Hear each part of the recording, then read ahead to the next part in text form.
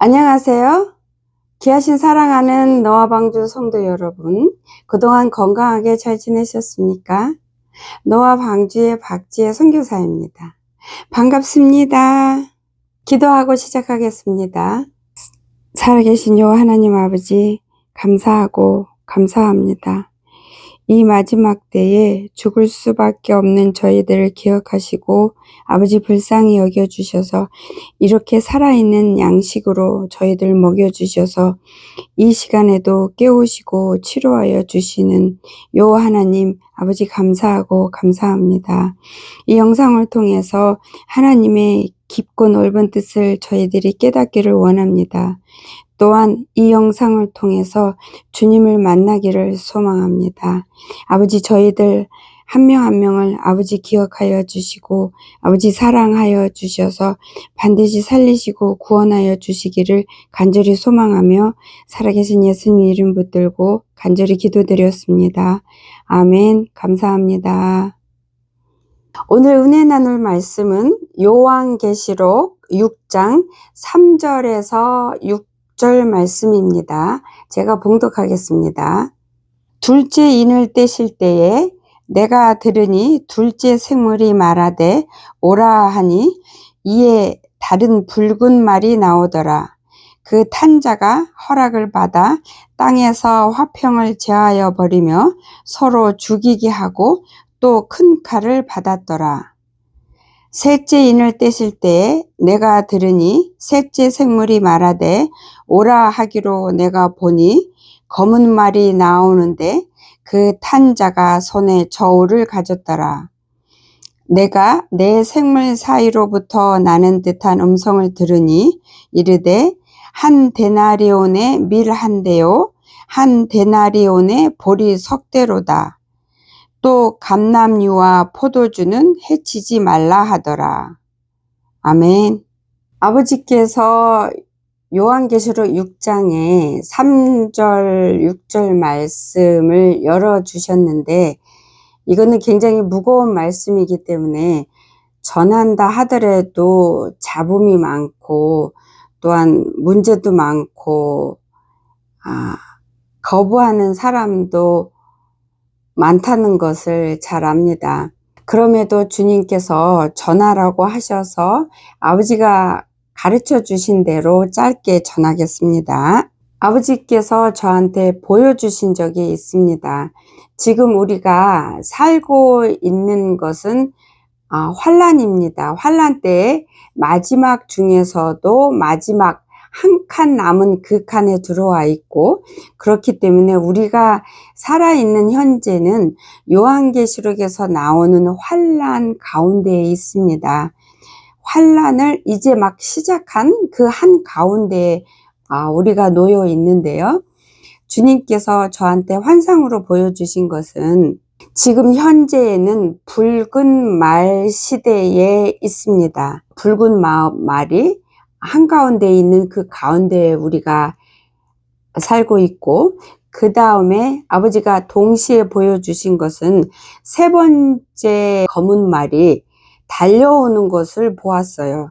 달려오는데 빠른 달음으로 달려오는데 얼마큼 달려와야 지금 현재에 도착하는지는 모르겠어요. 그거는 아버지께서 열어주시지 않으셨기 때문에 앞으로 검은 말이 달려와서 여기에 도착하는 데까진 기간이 얼마큼인지는 모르지만 중요한 것은 검은 말, 세 번째 말도 곧 들이닥치려고 달려오고 있는 상황이 우리 현재에 우리가 살고 있는 이 시점이라는 것이 굉장히 중요합니다. 주님께서는 붉은 말이 상징하는 것은 분노를 상징하고 억압을 상징하는 것이고 무질서와 빼앗음을 상징하고 있다. 이렇게 말씀을 주셨고 빼앗는다는 것은 평화, 이웃 간의 평화, 나라 간의 평화, 그런 백성과 정치인들과 사이의 평화, 안정, 그 다음에 생명, 자유 이런 것들을 빼앗는 것을 붉은 말은 상징하고 있다 이렇게 하셨고, 실제로도 붉은 말이 상징하는 이러한 것들이 곳곳에서 불 일어나듯이 일어나고 있는 상황이다. 아버지께서 이렇게 말씀해 주셨고, 날이 갈수록 이 붉은 말의 그 증상들이, 그 나타내는 그러한 상황들이 더 진해지고 더 깊어질 것이다. 그래야만이 검은 셋째 말이 오는 준비를 한다는 거예요. 붉은 말이 그저 붉은 말의 역할 하는 것으로만 그치는 게 아니라, 붉은 말이 자기 역할을 하면서 그 역할 중에 하나가 검은 말이 도착할 그 자리를 준비한다는 거예요. 검은 말은 아버지께서 어둠을 상징하고 가난을 상징하고 흉년, 강팍함을 상징한다. 그래서 강팍함은 사랑과 궁울함이 서서히 사라진다는 것을 뜻한다. 이렇게 말씀을 주셨습니다. 그래서 검은 말이 도착하게 되면 서로가 살아남기 위해서, 살기 위해서 서로 물고 뜯고 빼앗고 모함하고 이러한 것들이 더 강하게 일어나게 된다. 이렇게 말씀을 주셨습니다. 우리가 마지막 때에 요한계시록에서 예언한 환란 그 시작 가운데 안에 들어와 있지만, 환란이 얼마만큼 몇 번의 몇 종류의 환란을 우리가 거쳐야 예수님의 공중 강림이 일어나는지는 아직은 모르겠습니다. 그러나 이 마지막 때에 하나님이 지극히 사랑하는 자, 즉 하나님 뜻대로 말씀으로 무장해서 말씀 안에서 목숨을 다해서 주님을 사랑하고 주님 뜻대로 살아서 천국을 소유한 그러한 자들, 하나님이 지극히 사랑하는 자들에게는 하나님이 몇 날 몇 시 언제 무슨 일이 일어나고 라고 정확히 보다는 그 때와 감을 아버지께서 깨달음으로 열어주고 계십니다. 그래서 이 영상을 보시는 분들 중에서도 하나님의 그 지극한 사랑을 받아서 누려서 그때가 얼마만큼 다가왔는지 이 피부, 이 세포로 깨닫고 분별하고 있을 겁니다.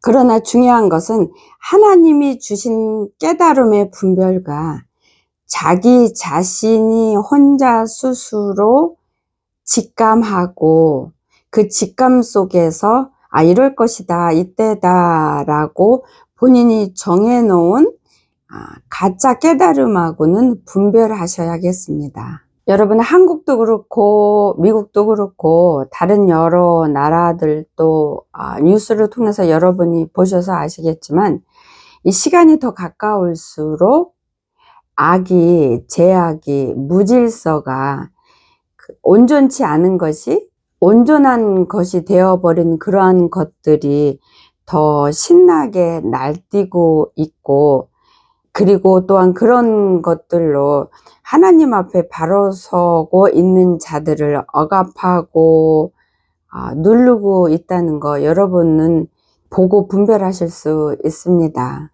죄악이, 사단이 자신의 왕국을 이루기 위해서 하나님이 허락하신 시간들이기 때문에 그들이 신이 나서 날뛸 수밖에 없고, 또한 그 사단이 역사하고 일하는 건 하나님의 모든 방법을 모방해서 하기 때문에 하나님 앞에 바로 서지 않은 자, 세상을 사랑하고 육을 사랑하고 육의 감정대로 자기 가치관이 옳다고 믿는 세상에 속한 죽은 자들을 사용해서 세상을 흔들고 있습니다. 세상을 자기들의 왕국으로 운전하고 있기 때문에 모든 것이 거꾸로지고 거꾸로 가고 있어요. 이 속에서 이러한 그러니까 눈 감고도 이 상황이 지금 거꾸로 가고 있고 뒤집어지고 있다는 거를 누구나 다 알 수 있는 만큼 그렇게 어지러워진 상황이기 때문에, 이런 상황 속에서 이런 상황을 분별하지 못한다는 거는 그래서 깨닫지 못하고 두려워하지 않는다는 것은 본인이 완전하게 죽어 있다는 증거입니다. 여러분 깨어 있다면 이 시간이 정말로 마지막 때고 주님께서 심판의 뜨거운 불의 심판이 점점 하루가 멀다고 다가오고 있는 것을 깨닫는 자들은 두려움을 느낍니다. 왜냐하면 나는 더럽고 죄인이고 내가 죄 중에서 죄인 중에 죄인으로 태어나서 내가 잘할 수 있는 건 죄밖에 없고 내가 늘 하던 거는 불법을 행하는 것밖에 없기 때문에 혹여나 행여나 하나님께서 공중 강림하실 때 나를 기억하지 못해서 나를 불러주시지 않을까, 혹은 내 자녀가 남겨질까, 내 가족이 남편이 남겨질까, 겸손함에서 오는 두려움이 반드시 있어야 합니다. 그래서 여러분께서 그리고 겸손함에서 오는 회개에서 오는 그 두려움은 하나님을 경외하는 두려움하고 같기 때문에 그거는 마땅히 가져야 되고, 설사 그런 하나님을 경외하는 하나님을 두려워하는 회개에서 겸손함에서 흘러나오는 두려움을 갖는다 하더라도 그 두려움에서 그 감정에서만 멈춰버리고 해야지 하면서 행동으로 옮기지 않는 자도 세상에 속한 자와 하나님 앞에서는 같습니다. 그러면 그런 자는 하나님의 넘치는, 하나님이 너무 사랑하는 자에 속할 수가 없어요. 하나님이 너무 사랑하고 너무 사랑스럽게 보는 자는 하나님을 너무 사랑하고 하나님을 경외해서 하나님 말씀에 순종해서 하나님의 뜻이 이루어지는 삶을 살고 있는 자들만이 예수님 눈에 한없이 아름답고 사랑스럽게 보입니다.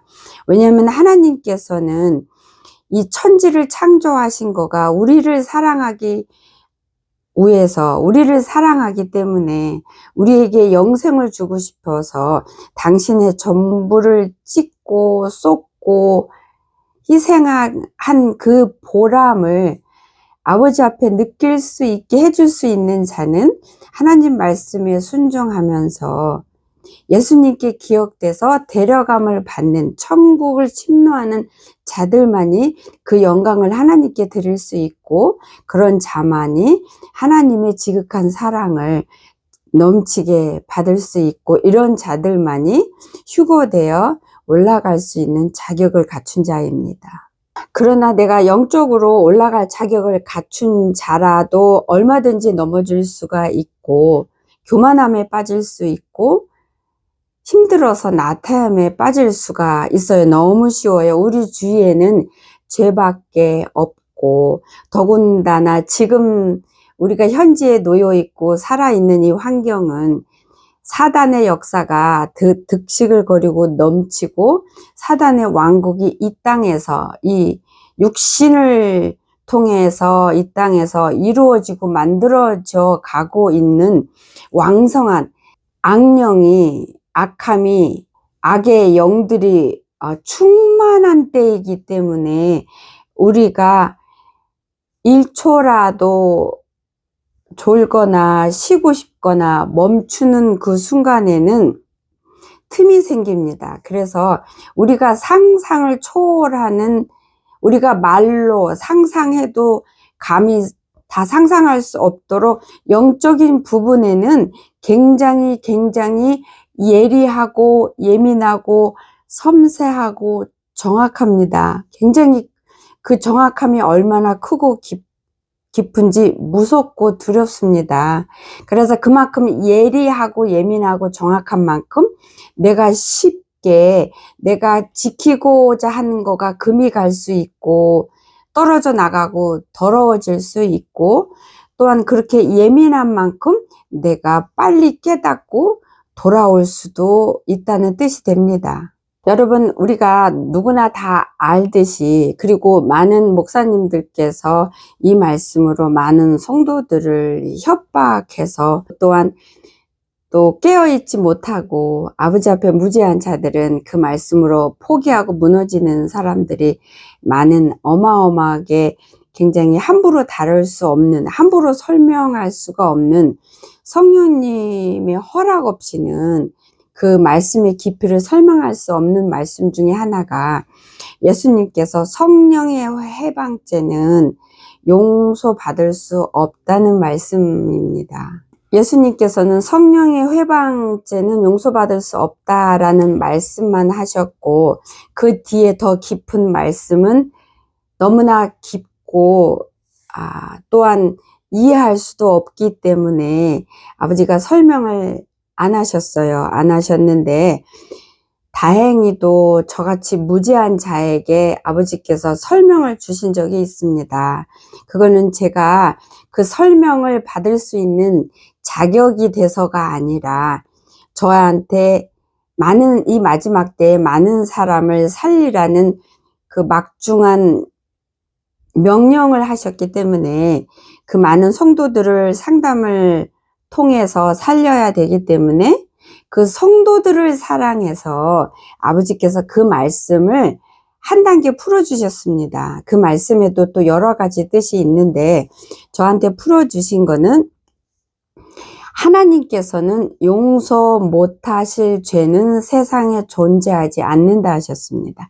우리가 그 어떤 죄를 짓고 평생 죄만 짓고 살았다 하더라도, 설사 성령 회방죄를 평생 지며 살았다 하더라도 우리가 그 죄를 깨닫고 나는 죽어 마땅한 오물 똥덩어리, 지옥에 갈 자격조차 안 되는 것을 깨닫고 겸손함으로 주님 앞에 무릎 꿇고 회개해서 용서를 구한다면, 설령 그 사람의 인생이 평생의 성령 해방죄만 지었다 하더라도 하나님께서는 용서를 기꺼이 기쁨으로 해주십니다. 그리고 우리가 아버지 앞에 나가서 회개하고 씻음 받는 그때를 아버지께서는 오히려 더 간절하게 발 동동 굴리며 기다리고 계시기 때문에, 우리가 어떠한 죄를 졌더라도 우리가 참 회개를 아버지 앞에 나가서 하는 자라면 모든 죄는 아버지가 용서하고 씻어주시며 또한 더불어 우리에게 선물을 주시는데, 우리가 회개한 그거를 하나님께 삶에서 회개에 합당한 열매를 맺는 걸로 우리가 참 회개를 했습니다라는 거를 하나님께 증명해서 아버지께 영광을 올려드리는 그 선물까지, 그 은혜까지 우리에게 주셔서 우리가 그 시간 동안 회개한 거를 약속을 지킬 수 있는 그 시간을 삶으로 아버지께서 여본으로 주십니다.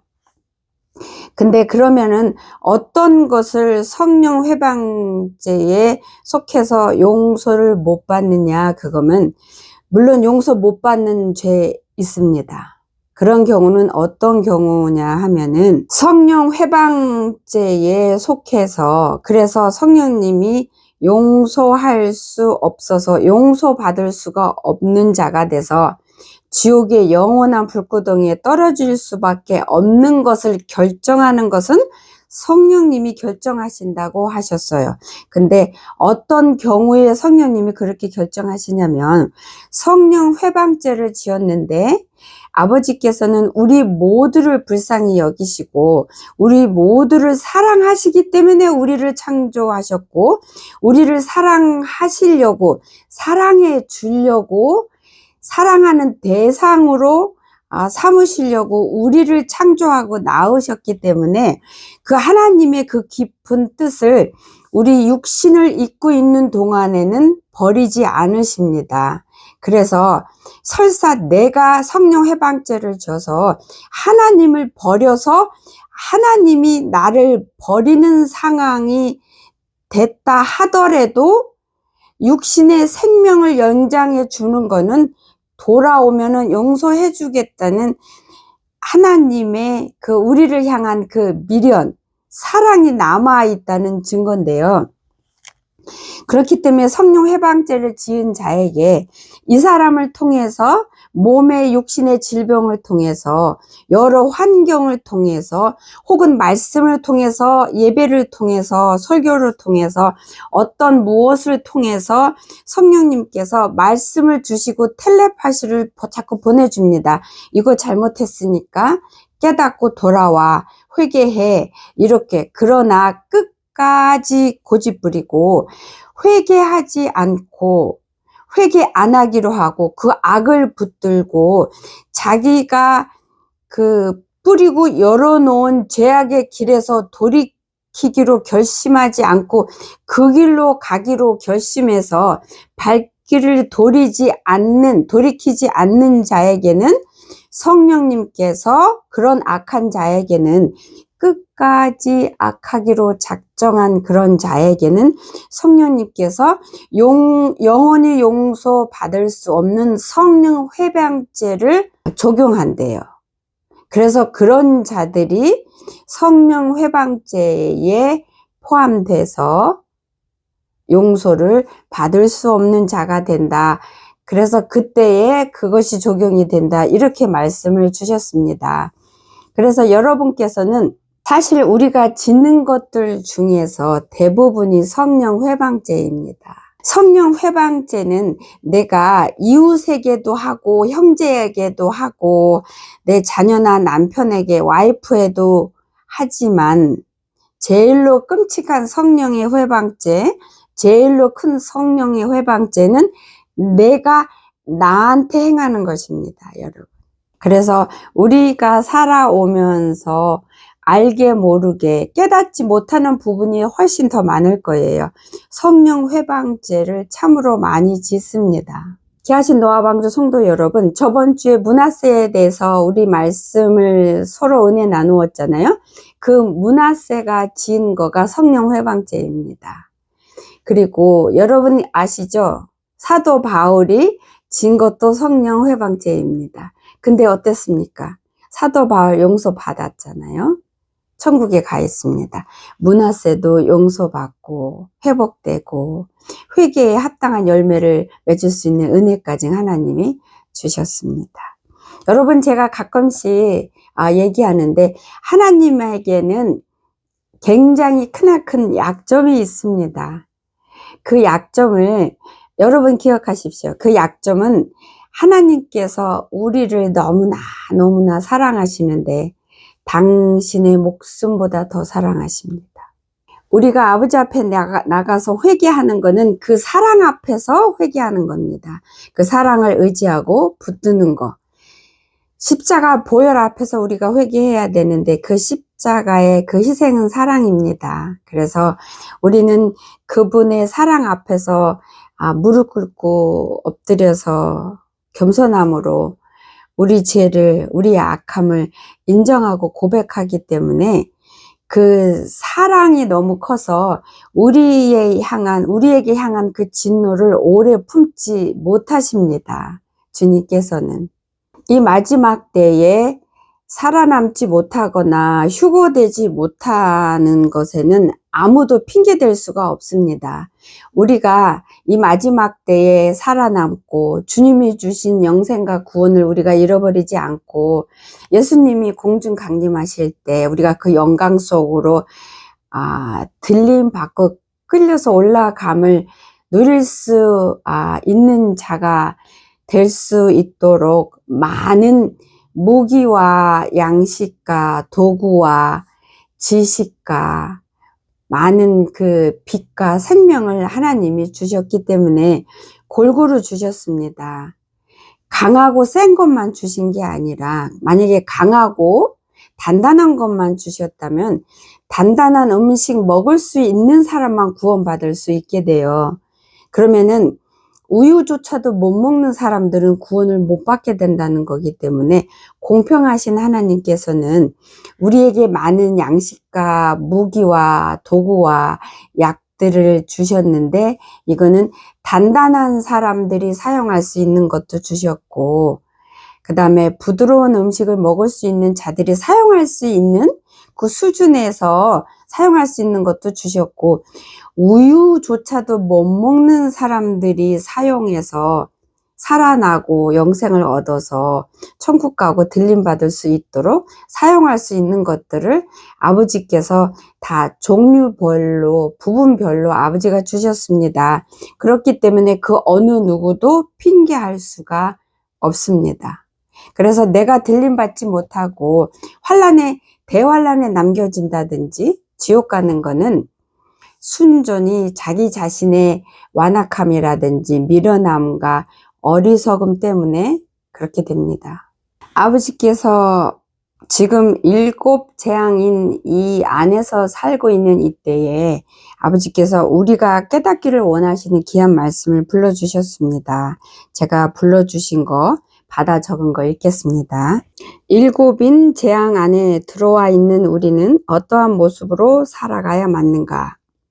천국 가는 길은 너무나 힘들고 외롭고 머나먼 길, 그러나 너무나 기쁘고 소중한 길이다. 그러나 반드시 대가가 따르는 길이다. 누리려면 반드시 버려야 하는 것이 존재한다. 하나님의 품에서 영원한 모든 것을 누리고자 한다면 육이 원하는 모든 것과 육의 모든 즐거움을 남김없이 버려야 한다. 육의 즐거움을 누리면서 동시에 하늘의 기쁨을 진정으로 누릴 수가 없다.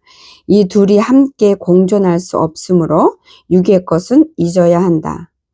하늘의 것을 누릴 때는 영적으로 깨달음에서 오는 외로움은 있을 수 있으나 살아서 숨을 쉬는 소중함과 기쁨으로 가득하며 내가 비로소 살아있다는 것을 매번 확인하며 느낄 수 있게 된다. 참으로 진정으로 살아있다는 것이 무엇인지 알 수 있게 된다. 그러나 육의 즐거움을 선택해서 누릴 때는 힘듦과 외로움은 약하지만 공허함으로 가득하며 진정으로 살아있다는 확실함은 잡을 수 없다. 사람들은 살면서 외롭고 허전하면 육의 방법, 즉 쉽고 또한 원하는 방법으로 풀고 채우려고 한다. 그러다 보면 더욱더 하나님에게서 스스로가 멀어질 뿐이다. 하나님에게로부터 멀리 떨어져 나가는 만큼 그는 매 순간 깊이 죽어갈 뿐이다. 인간은 이렇게 외롭거나 심심하거나 허전할 때 주로 쉽고 편안하게 해결할 수 있는 TV나 드라마, 영화나 유튜브, 음란한 것이나 게임에 빠져들게 되어 있다. 그리고 하나님의 말씀에만 순종하며 주께 전부를 걸고 육의 모든 것을 내려놓았다 해도 순간순간 외로움과 심심함과 공허함이 찾아온다. 마음의 허전함이 찾아온다는 것은 순전히 육의 마음이다. 육이 느끼는 외로움과 영이 느끼는 외로움은 근본부터가 다르다. 육이 느끼는 것은 인간의 허점이라 할 수 있다. 육으로서는 극히 자연스러운 일이다.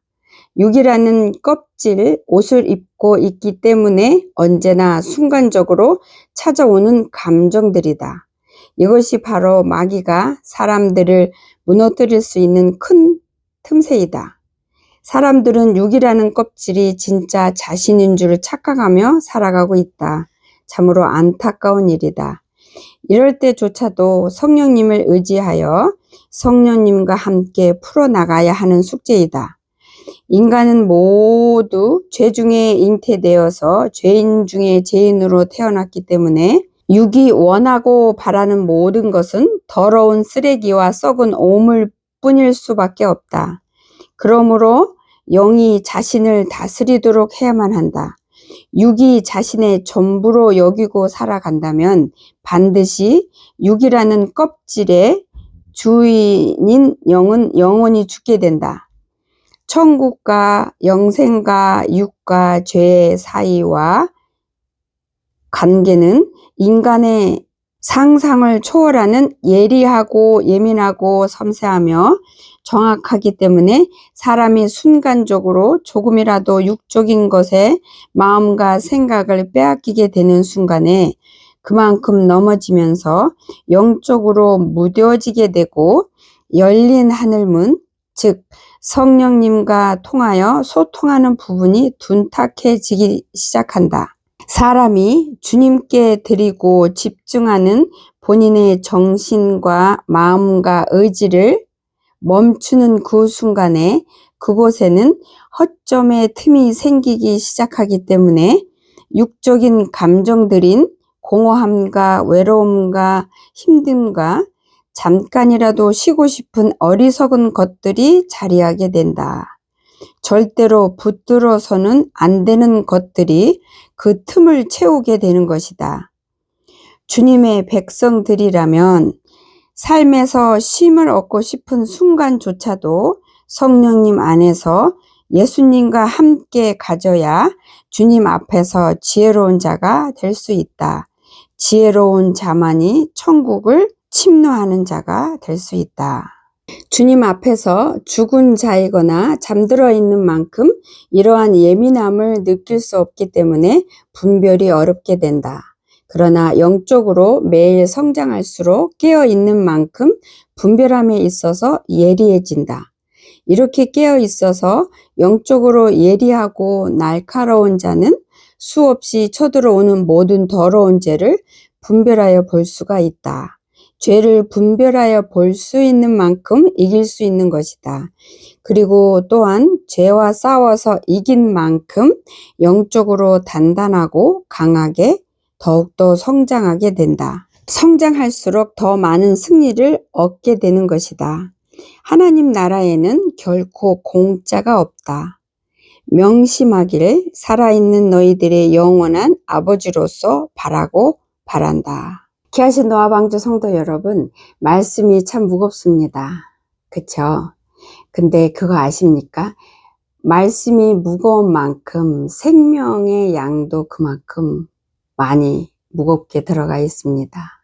귀하신 노아방주 성도 여러분, 다음 주까지 여러분께서 오늘 말씀을 붙들어서 하나님 앞에 좀 더 확실하게 깨어있는 여러분이 되십시오. 그래서 주위에서 밟히고 걸리는 것들이 모두 죄입니다. 그런 것들을 여러분이 가볍게 물리치고 박살내고 이기는 삶을 사셔서 다음 만나는 그 순간까지 여러분이 많이 성장해 있기를 예수님의 이름으로 축복하고 축복합니다. 귀하신 노아방주 성도 여러분, 지금 우리가 머물고 있는 이 순간에는, 우리가 살아가고 있는 현재에는 1초도 낭비해서는 안 된다는 것쯤은 여러분 잘 알고 계십니다. 아는 만큼 삶에서 실천하는 아버지 앞에 지혜로운 자가 되시기를 예수님의 이름으로 축복합니다. 감사합니다. 건강하십시오.